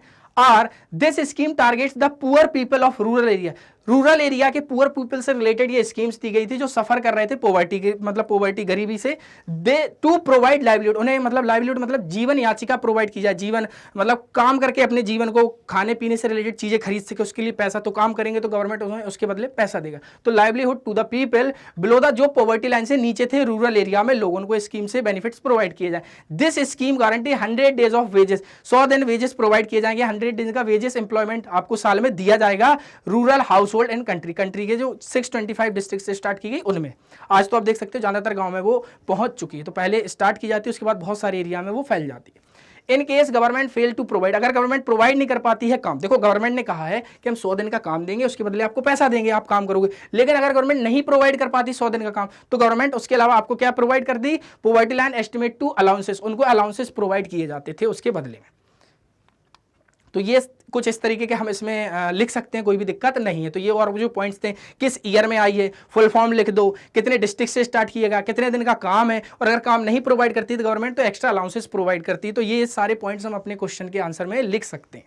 Using example from your area compare and contrast that activities and function of private and public sector, अपने एग्जांपल यूज करने हैं किसी भी एरिया के, मतलब ठीक है ना, अपने एरिया से रिलेटेड एग्जांपल रखो और कॉन्ट्रास्ट करो the activities and function of private and public sectors. तो ये देख लो, यहाँ पे हमें ये टेबल दी गई, पब्लिक सेक्टर में और प्राइवेट सेक्टर में हमें यहाँ पर डिफरेंस देखना है दोनों जगह, यहाँ पर दोनों बोला गया कि कॉन्ट्रास्ट करो, कंपेयर करके देखो, है ना, कंपेयर की बात की गई है यहाँ पर। तो चलिए देखते हैं, तो difference between public sector and private sector are, तो क्या क्या डिफरेंस है पब्लिक सेक्टर और प्राइवेट सेक्टर में, है ना। तो चलिए उनकी बात कर लेते हैं। तो पब्लिक सेक्टर की बात की जा रही है यहाँ पर, तो क्या है, the main of this sector is public welfare, लोगों के लिए काम करना। देखो मैंने आपको पहले बताया इंडियन रेलवे चल रही है घाटे में, लेकिन फिर भी गवर्नमेंट क्यों चला रही है, बोले बंद कर देना चाहिए, सर गवर्नमेंट तो घाटे में, लेकिन लोगों की बेसिक नीड्स जो होती हैं, बेसिक फैसिलिटी जो लोगों को प्रोवाइड करनी ही पड़ेगी, तो गवर्नमेंट उसका कॉस्ट बियर करती है, गवर्नमेंट उसका खर्चा करती है, लेकिन फिर भी उसको रन करती है क्योंकि वो लोगों की जरूरत है। और जब भी कोई गवर्नमेंट बनेगी हमसे टैक्स लिए सारी चीजें, तो उनकी ये रिस्पॉन्सिबिलिटी बनती है कि उस कंट्री में रहने वाले सिटीजन को हम सर्विसेज प्रोवाइड करें जो बेसिक सर्विसेज हैं उस कंट्री की।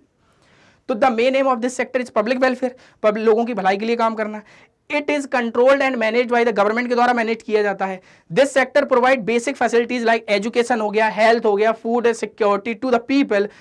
The Indian railway for example, ये इजी का मतलब होता है for example, the Indian railway हो गया, द पोस्ट ऑफिस हो गया, द BSNL हो गया ना, BSNL, ठीक है ना, हाँ ठीक। लेकिन प्राइवेट सेक्टर की वही बात कर लें तो the main aim of this sector is to earn maximum profit. यहाँ पे पब्लिक वेलफेयर से रिलेटेड बात की जाती है, लोगों की भलाई से लेकर, लेकिन ये सेक्टर मैक्सिमम बेनिफिट से रिलेटेड काम करता है। It is controlled and managed bye an individual और अ ग्रुप ऑफ इंडिविजुअल, या तो किसी एक पर्सन के द्वारा इसको मैनेज किया जा रहा होगा या फिर बहुत सारे 2-4 लोग मिलकर उस कंपनी को रन कर रहे होंगे। This sector provides consumer goods to the people, consumer goods provide करता है दिस सेक्टर, दैट इज, है ना, फॉर एग्जाम्पल जैसे रिलायंस हो गया, टिस्को हो गया, और भी बहुत सारी कंपनीज हैं हमारे कंट्री में, वो सभी इसके अंदर में आ जाती हैं। तो प्राइवेट सेक्टर और पब्लिक सेक्टर की बात की जाती, तो इसको आप बहुत अच्छे से आप लिख सकते हो, कभी भी क्वेश्चन आ जाए on the terms of ownership से रिलेटेड हमने कितने तरीके से सेक्टर्स को डिवाइड करके रखा है, तो हमें वो बहुत अच्छे से पता होना चाहिए। Question number 19, discuss and fill the following table giving one example each from your area. हमें ये टेबल्स को भरना है, डिस्कस करना है, फॉलोइंग टेबल को भरना भी है, प्लस एग्जांपल्स भी यहाँ पे देना है। देखो सेक्टर कौन सा है, पब्लिक, जो बहुत अच्छे तरीके से मैनेज किए जा रही है ऑर्गेनाइजेशन, एक का एग्जाम्पल यहाँ लिखना है, और जो बहुत बुरे तरीके से मैनेज की जा रही है उसका एग्जाम्पल यहाँ लिखना है। इसके अलावा ऐसी प्राइवेट सेक्टर का एक बहुत अच्छे तरीके से जो मैनेज की जा रहा है उसका आंसर यहाँ पे लिखना है, और दूसरा यहाँ पर लिखना है, तो इसकी बात हमसे की जा रही है। तो यहाँ पर देख लो, आप इसके अलावा भी और कुछ लिख सकते हो, अगर आपको दिख सकते, कोई जरूरी नहीं है आप लोगों, अगर आपको कोई अपने एरिया में पता हो तो उसको लिख सकते हो, कोई दिक्कत नहीं है। पब्लिक सेक्टर में देखो रेलवे हो गया, अच्छे तरीके से मैनेज है, गिव एम्प्लॉयमेंट, डेवलपमेंट, इंफ्रास्ट्रक्चर, ये सारी चीजें बहुत अच्छे तरीके से मैनेज। आप वंदे भारत को देख सकते हो, है ना, शताब्दी को देख सकते हो, भारत की बहुत अच्छी ट्रेन है, और धीरे धीरे आप देख सकते हो ट्रेन में बहुत सारी चेंजेस हमें देखने को मिल रही है। प्राइवेट सेक्टर में कोई अच्छा, जैसे टाटा हो गया, Tata iron and steel company हो गया, take good care for the their employment, यहाँ पे टीसीएस भी लिख सकते हो, कोई भी दिक्कत नहीं, ये सारी चीजें, यहाँ पे रिलायंस भी लिख सकते हो, क्योंकि यहाँ पे वेल मैनेज्ड ऑर्गेनाइजेशन की बात की जा रही है, एक पब्लिक सेक्टर और प्राइवेट सेक्टर की। वहीं दूसरी तरफ badly managed organisation, sugar mill are poorly managed and earning losses, बहुत सारी आप शुगर मिल्स को देखते हो बहुत बुरी तरीके से उनको मैनेज किया जा रहा है, चल भी रही है तो बहुत गंदगी से चल रही है, वहाँ पे प्रॉपर मैनेजमेंट कोई भी नहीं है। इसके अलावा Flipkart earning loss, Infosys reducing to the number of employment. अब बैडली मैनेज्ड का मतलब क्या है, कई जगह आप देख लोगे कि यहाँ पे लोगों को एम्प्लॉयमेंट दिया, 2 दिन के बाद निकाल लिया, 4 दिन काम कराया फिर निकाल दिया, तो यहाँ पे किस बुरे तरीके से मैनेज किया। यहाँ पे आपने कई बार सत्यम मोटर से, सत्यम कंपनी से भी रिलेटेड नाम लिखते हो, देखते हो तो किस तरीके से ये लोग गड़बड़ी भी कर लेते हैं, तो वो सारी चीजें भी हमें यहाँ पर देखने को मिलती हैं। अगर आपको कोई दूसरा एग्जाम्पल मिला तो आप उसको लिख सकते हो, कोई भी दिक्कत नहीं है। अब हम चलते हैं नेक्स्ट क्वेश्चन पे। क्वेश्चन नंबर है हमारा 20। हाँ, अब क्वेश्चन नंबर 20 में दिया गया है, give a few example of public sector के, हमें कुछ एग्जांपल देना है पब्लिक सेक्टर एक्टिविटीज के, and explain why the government has taken them up, कि भाई गवर्नमेंट उसको क्यों टेकन एट देम, मतलब उसको कंट्रोल करती हो और देखती हो, उन सारी चीजों से रिलेटेड हमें एग्जाम्पल भी देना है यहाँ पर। तो सबसे पहला दिया गया 3 एग्जाम्पल हमें अलग अलग दिए गए, एक रेलवे का, दूसरा इलेक्ट्रिक पावर का दिया गया, तीसरा दिया गया एम्स का। आप देख सकते हो, आप अगर किसी स्टेट में रह रहे हो तो आपके स्टेट में कहीं एक आध एम्स हमें देखने को मिल जाता है। सबसे पहला रेलवे की बात करते हैं, तो the government has taken this up for the following reasons, कुछ रीजंस के कारण गवर्नमेंट रेलवे को अपने पास रखे हुए। सबसे पहला, only the government can invest large some of money on a public project with long gestation period. अब सीधी सी बात है, गवर्नमेंट इसमें बहुत सारा पैसा लगा सकती, प्राइवेट बहुत सारी कंपनी ऐसी हैं जो इसमें इतना पैसा नहीं लगा सकती, लगाएंगी भी तो उन्हें इतनी जल्दी रिटर्न नहीं मिलेगा, जिसका पूरा कॉस्ट गवर्नमेंट अपने ऊपर रखती है और उसको कंटिन्यू करती है, क्योंकि बहुत सारी पता चले प्राइवेट कंपनी बंद हो जाए, इतना पैसा भी नहीं उनके पास, ऐसा भी है। इसके अलावा to ensure and provide transport at cheap rates in the entire country. दूसरी बात क्या है भैया, गवर्नमेंट ने चीज़ों को बना रही, तो गवर्नमेंट की नज़र में ये भी होता है कि हमने जो सर्विसेज प्रोवाइड की हैं पब्लिक सेक्टर की अपने कंट्री के लोगों को लिए, तो भैया हमें उनके प्राइस भी कम रखने पड़ेंगे, जिससे हर कोई आदमी उस चीज़ का यूज कर पाए। अब ट्रेन की प्राइस पता चले 10 किलोमीटर जाने के 10,000 लग रहे हैं, कौन जा पाएगा, नहीं जा पाएगा, क्योंकि प्राइवेट सेक्टर की आप देखते हो, अगर कोई आज की इंडिया में भी कोई ट्रेन प्राइवेट अगर आपको देखने को मिलती है तो उसके प्राइजेस अलग होते हैं कुछ, क्यों होते हैं भैया, क्योंकि हर कोई उसको नहीं खरीद सकता है उस टिकट को, इसलिए गवर्नमेंट की रिस्पॉन्सिबिलिटी होता है, इसलिए ये सेक्टर गवर्नमेंट अपने पास रखती है, क्योंकि अगर यहाँ पे प्राइवेट आएगा इतना तो कॉस्ट नहीं दे सकते वो बनाने के लिए, अगर दे भी पाएंगे तो फिर उनका पहला ही मोटो रहेगा ज्यादा से ज्यादा प्रॉफिट अर्न करना। Electric power generation by NTPC, national thermal power corporation जो है इलेक्ट्रिसिटी को बनाती है भैया, the government has taken this up to provide electricity at a reasonable rates to the customer, तो प्रॉपर तरीके से कम पैसे में लोगों को इलेक्ट्रिसिटी मिल जाए, क्योंकि लोगों की ये भी बेसिक नीड है। इसके अलावा aims to provide quality health and services at a reasonable rates was the main purpose of the government to start this, beside medical education to future doctors as well as research facilities। आप देखते हो अगर आपकी state में कहीं भी एक भी जगह एम्स है तो ज़्यादातर लोग वहीं जाके अपना इलाज कराना चाहते हैं, क्यों, सबसे पहली बात उनमें पैसे कम लग रहे हैं, दूसरी बात फैसिलिटी बहुत अच्छी देती है, सेंट्रल गवर्नमेंट के द्वारा बनाए गए वो हॉस्पिटल्स होते बड़े बड़े, क्योंकि आपको पता है अगर आपके शहर में भी कोई प्राइवेट हॉस्पिटल तो वहाँ पे कितना पैसा लगता है, शायद बहुत सारे लोग उसको पे भी नहीं कर पाते हैं, तो ये गवर्नमेंट की रिस्पॉन्सिबिलिटी होती है कि इन जो लोगों की बेसिक नीड्स हैं उनको फुलफिल करे। तो वही हमसे यहाँ पे बोला गया था, कुछ एग्जांपल के द्वारा हमें यहाँ पे बताना कि भाई गवर्नमेंट इन सारी चीज़ों को कंटिन्यू क्यों करती है और अपने पास क्यों रखती है इन सारी चीज़ों को, कि भैया पब्लिक सेक्टर गवर्नमेंट के ही पास क्यों है, क्योंकि प्राइवेट सेक्टर अगर इसमें इंटर करता है, भाई गवर्नमेंट पास वो चीज़ें इसलिए हैं क्योंकि प्राइवेट सेक्टर ने अगर वहाँ पे काम किया तो हर चीज़ के प्राइस इतने हाइक कर जाएंगे कि लोग उन सर्विसेज को कभी अपने लिए खरीद ही नहीं सकते। तो अब आप इसको बहुत अच्छे से समझ गए हैं।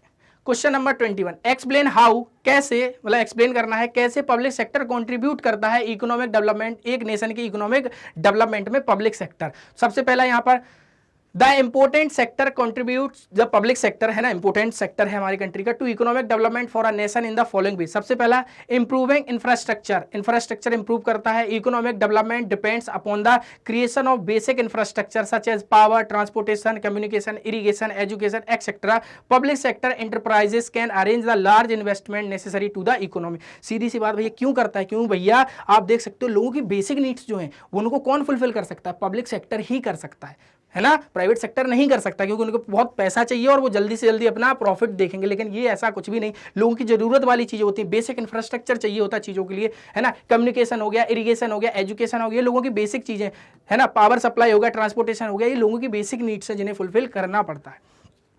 Export promotion, a large number of public enterprises have been set up to the promote India's export. आप बहुत सारी देखोगे यहाँ पर पब्लिक सेक्टर बहुत सारी ऐसी कंपनीज हैं जो भैया बहुत लार्ज नंबर पे क्या है गुड्स प्रोड्यूस करती हैं और दूसरी कंट्री में भेजती हैं और लोग यहाँ पे काम भी कर रहे होते हैं। Reduction in register regional disparities, the government setup industries in underdeveloped regions to reduce and overcome regional disparities in development। बहुत सारे एरिया जो इकोनॉमिक जोन में पिछड़े होते हैं, आप देखते हो वहाँ पे गवर्नमेंट नए नए प्रोजेक्ट्स स्टार्ट करता है पब्लिक सेक्टर से रिलेटेड, जहाँ पे आकर लोग काम कर लें और पॉवर्टी को कम किया जा सकते हैं और देश को बहुत मजबूत बनाया जा सकता है और जो डिस्पैरिटीज होती हैं उन सारी चीज़ों को खत्म किया जा सकता है। अब आता है question number 22, the workers in the unorganised sector need protection. Unorganised sector में जो वर्कर्स होते हैं उन्हें प्रोटेक्शन की जरूरत पड़ती है। फॉलोइंग जैसी वेजेस हो गया, सेफ्टी हो गया, हेल्थ हो गया, एक्सप्लेन विद एग्जांपल के साथ ये सारी चीज़ों को हमें उसमें मतलब क्वेश्चन में एक्सप्लेन करना है। तो ये क्वेश्चन को हम कईयों बार कर चुके तो फिर से कर लेंगे, कोई दिक्कत नहीं, क्योंकि इससे हमारा क्वेश्चन का जो कंसेप्ट है वो स्ट्रांग हो रहा है। अगर कभी भी पूछ लिया जाएगा तो ये सारे पॉइंट्स हमें याद होंगे कि भैया वेजेस से रिलेटेड ऑर्गेनाइज में क्या है, अनऑर्गेनाइज में क्या है। तो यहाँ पर हमसे अनऑर्गेनाइज से रिलेटेड ये चीज़ें पूछी। तो the workers in unorganised sector need protection on the following reasons के कारण है। क्यों भैया? Wages they are low and not regular, उन्हें लो वेजेस प्रोवाइड करते हैं और वो भी काम जो है वो भी रेगुलर नहीं है। There is no provision for overtime का कोई प्रोविजन नहीं होता है अनऑर्गेनाइज सेक्टर में। पेड लीव भी प्रोवाइड नहीं की जा सकती है etcetera. Minimum wages rule should be implemented strictly, यहाँ पर minimum wages rule strictly implement किया जाना चाहिए भैया कि भैया गवर्नमेंट ने कहा यहाँ काम करने वाला अनऑर्गेनाइज सेक्टर में भी आदमी को 500 रुपये मिलेगा तो फिर मिलेगा, ऐसा नहीं कि 300 रुपये में आप काम चलाओ।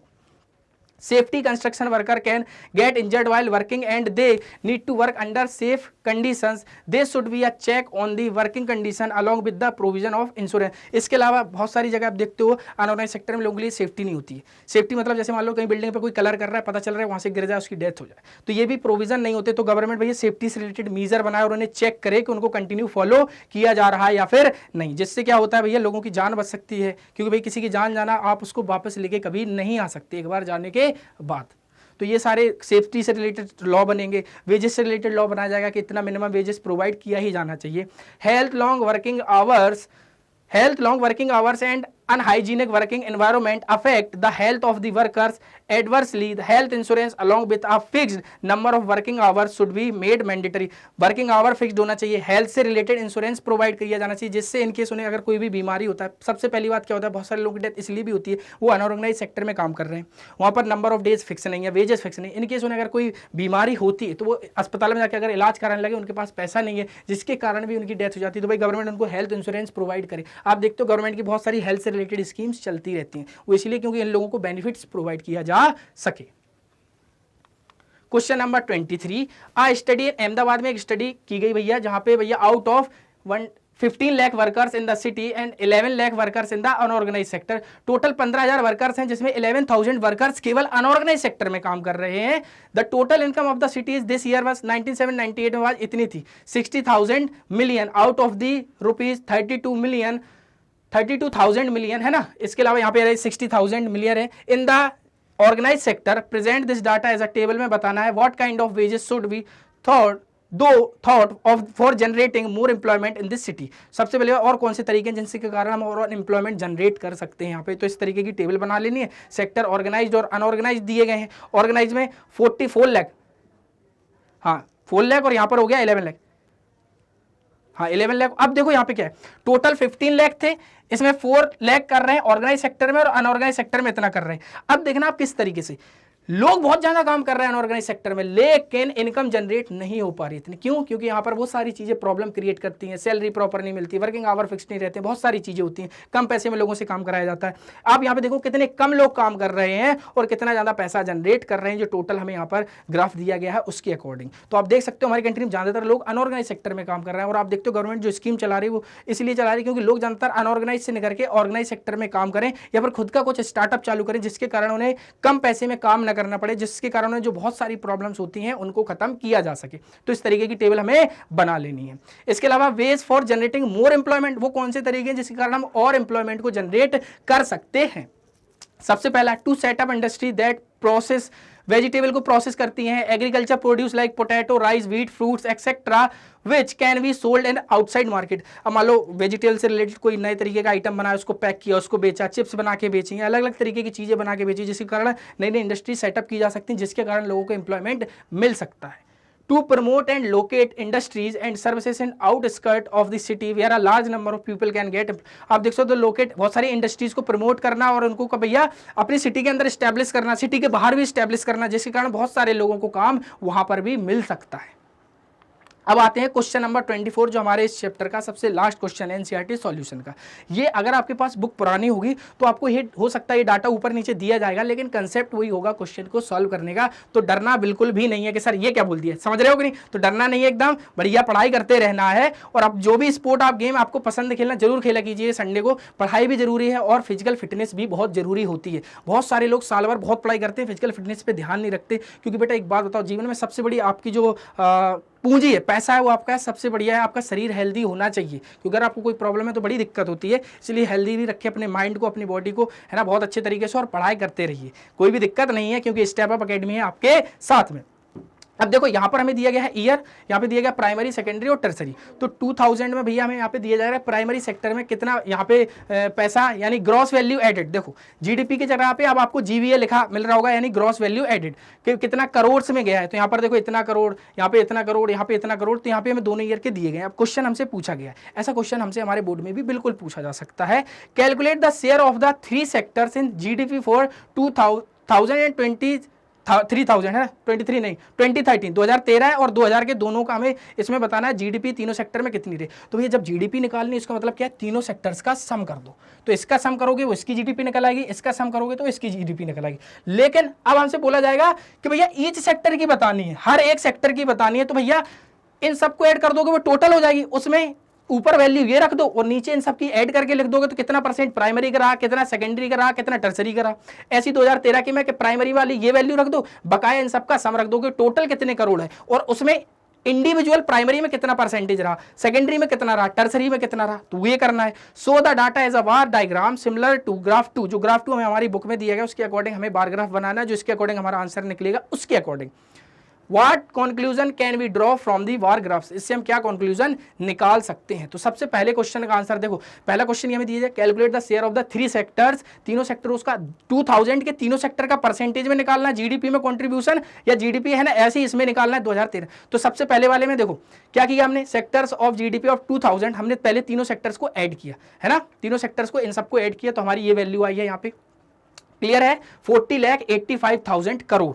तो ये तीनों वैल्यू। अब इसके बाद प्राइमरी का बोला गया तो प्राइमरी का नंबर ऊपर रखने का, फिर प्राइमरी के बाद ये टोटल जो नंबर निकला है तीनों का सम उसको नीचे रख के डिवाइड दोगे तो ये वैल्यू आ जाएगी प्राइमरी सेक्टर की, ये वैल्यू आ जाएगी हमारी सेकेंडरी सेक्टर की और ये वाली वैल्यू आ जाएगी हमारी टर्सरी सेक्टर की। इन सबका सम 100 के आसपास रहता है, ठीक है ना, क्योंकि वो ऊपर नीचे 1-2 डिजिट होती रहती है, लेकिन 100 हम कंसीडर करते हैं, 99 पॉइंट कुछ आपका निकल रहा होगा। ऐसे ही हम 2013 की निकालेंगे, क्यों, हमसे दोनों ईयर की पूछा गया है, 2000 और 2013। अब देखो यहाँ पे 2000 की हो गई है, 2013 की में भी सेम प्रोसेस वही हम फॉलो करेंगे। तो इस तरीके से हमें दोनों का आंसर निकालना। जब आपने दोनों को देखा तो यहाँ पे आपको एक कंडीशन देखी, प्राइमरी सेक्टर का परसेंटेज यहाँ 30.74 है 2000 में, लेकिन 2013 में है 20.13%, यानी कि प्राइमरी सेक्टर में आप जीडीपी का कॉन्ट्रीब्यूशन जो है वो घटा है, पहला। दूसरा यहाँ पे 24.77 है सेकेंडरी सेक्टर में, लेकिन यहाँ पर क्या है 27.70, कुछ थोड़ा बहुत बड़ा है, स्लाइटली चेंज भी हमें देखने को यहाँ पर मिल रहे हैं। लेकिन जैसे आप टर्सरी में आओगे तो देखो यहाँ 44.47 था और यहाँ पर हो गया 52.16, यानी कि किस तरीके से आप देख सकते हो टर्सरी सेक्टर में जो परसेंटेज है वो बढ़ा है,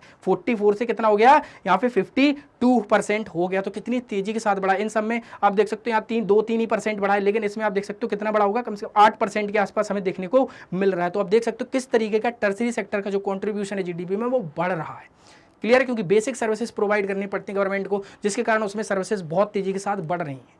तो वही यहाँ पर हमें करना था। जब हमने दोनों का वैल्यू निकाल लिया 2000 का और 2013 का, तो इनका हमें ऐसा ग्राफ बनाना है जो हमारी बुक में बना हुआ है ग्राफ 2। तो ऐसा ग्राफ आप कैसे बनाओगे भैया, ऐसा ग्राफ बनाने के लिए कुछ इस तरीके से आप बना लीजिएगा और यहाँ पर नंबर लिख दीजिएगा 0%, 10, 20, 30, 40, 50, इस तरीके से आप यहाँ पे नंबर लिख लेंगे और यहाँ पर ईयर लिख लोगे 2000 वाला और यहाँ पे लिख दोगे 2013 वाला। तो यहाँ पे 2001 कर दो ऐसे है ना, 2000, 2001 या 2013, 2014 कर दो। अब यहाँ पर हमें प्राइमरी का लिखना है, तो प्राइमरी में जैसे प्राइमरी सेक्टर का 2013 में कितना हुआ है ना, वो नंबर, सेकेंडरी का कितना हुआ है और टर्सरी का कितना हुआ, ऐसे बनाना। तो इसको एक कलर के हिसाब से आप बना लेना अपनी कॉपी में। ऐसे ही इसमें कितना कितना हुआ है, जो नंबर हमने अभी निकाले हैं परसेंटेज के अकॉर्डिंग। बोले सर कौन से नंबर की बात कर रहे हो, तो ये नंबर, ये हमारे 2013 वाले ग्राफ में बन जाएंगे और ये वाले नंबर हमारे किस में चले जाएंगे, किसमें, 2000 वाले ग्राफ में। तो इस तरीके से हमें इसका बार ग्राफ बनाना है, जैसा ये बनाना है, इसके बिहाफ पे बनाना है। तभी इसमें हमें दिया गया है, देखो क्वेश्चन में, कि आप यहाँ पे देख सकते हो diagram similar to graph 2 in the chapter 2 में जो हमें दिया गया है उसके अकॉर्डिंग। अब आता है क्वेश्चन नंबर 3। अब क्वेश्चन नंबर 3 में बोला गया था क्या कंक्लूजन निकल रहा है इन सबको देखने के बाद। तो भैया प्राइमरी सेक्टर में घटा है, सेकेंडरी सेक्टर में कुछ बढ़ा है और टर्सरी सेक्टर में बहुत तेजी के साथ बढ़ा है। तो वही हमें उनका कंक्लूजन यहाँ पे बताना था। Conclusion drawn from the bar diagram, bar diagram से हमने कंक्लूजन निकाले हैं। Share of primary sector in GDP has decrease, primary sector का जो जीडीपी में परसेंटेज था वो डिक्रीज हुआ है ना, क्योंकि आपने देखा परसेंटेज घटा है। Share of secondary sector GDP also increase, तो शेयर ऑफ सेकेंडरी सेक्टर का इंक्रीज हुआ है, ज्यादा तेजी के साथ नहीं बट इंक्रीज हुआ है। Share of tertiary sector in GDP has increase, ये भी इंक्रीज हुआ है क्योंकि हमने दोनों के परसेंटेज देखे। देखो यहाँ पे टर्सरी 52.16 है और यहाँ पर कितना है 44, तो बढ़ा है। सेकेंडरी कितना है 24.77 2000 में, और यहाँ पर कितना है 27.7। तो ये दोनों सेक्टरों में परसेंटेज, मतलब सेक्टर्स का परसेंटेज देखने को मिल रहा है जीडीपी में, लेकिन ये वाला सेक्टर्स घटा है प्राइमरी। तो इस तरीके से हमारे ये पूरे क्वेश्चन कंप्लीट हो गए हैं। तो उम्मीद करता हूं, अच्छा ये वही ग्राफ आ गया वापस हमारा, क्लियर है। तो ऐसा ग्राफ आप लोगों को भी बना लेना है अपनी कॉपी में सुंदर सा। तो उम्मीद करता हूं अब ये वीडियो आपको पसंद आया होगा, आपकी थ्योरी भी पूरी कंप्लीट हो गई, आपकी एनसीईआरटी सॉल्यूशन भी हो गए। अब आपको जो और बुक लगती है उसको बहुत अच्छे से सॉल्व कीजिए। तो उम्मीद करता हूं अब ये वीडियो आपको पसंद होगा। वीडियो पसंद आए तो वीडियो को लाइक करें, चैनल को सब्सक्राइब करें और अपने दोस्तों के साथ शेयर करें। तब तक के लिए मिलेंगे नेक्स्ट वीडियो में। Thank you.